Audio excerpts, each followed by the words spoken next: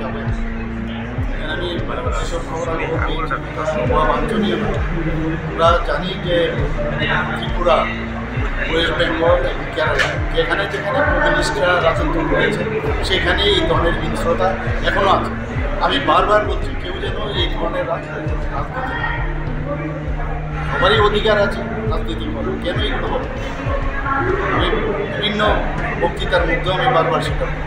আমি যাবো এখন দিকে আসুন কী বিষয় স্যার, যত এডিসির বুট সেকশন তো হবে, নিশ্চয়ই হবে। আগেও দেখেছেন অনেকগুলো অ্যাকশন হয়েছে।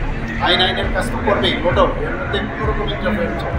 স্যার, এডিসি বুট যত এগিয়ে আছে নিজেদের মধ্যে এরকম শরিক দল হয়ে মারপিট চলছে, সেই বিষয়টা কীরকম রাজ্য সরকার দেখছে? এটা তো আমি আবার বলছি যে কেউ যদি এই ধরনের চিন্তাভাবনায় কাজ করে তারা ভুল পথে চলছে। সময় আছে এখনো, মানুষ সেগুলিকে কোনো অবস্থায় অ্যাকসেপ্ট করে। আমি আগেও বলেছি এবং এই রাজনীতি আমরা চাই না। আমি তো বিহারেও গিয়েছি, কোথায় এই ধরনের বিহারের মতো সবাই জানেন বিহারে আগে কী ছিল, জঙ্গলরাজ ছিল। ওয়েস্ট বেঙ্গলও আপনারা দেখেছেন জঙ্গলরাজ। তো এই ধরনের জঙ্গলরাজ মানুষ পছন্দ থাকবে।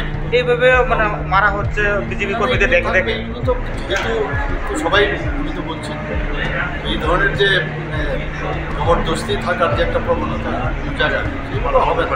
এই বিষয়টা কি নেতৃত্বের কাছে নেওয়া হবে? কেন এগুলো তো সব জায়গায় সবাই জানে।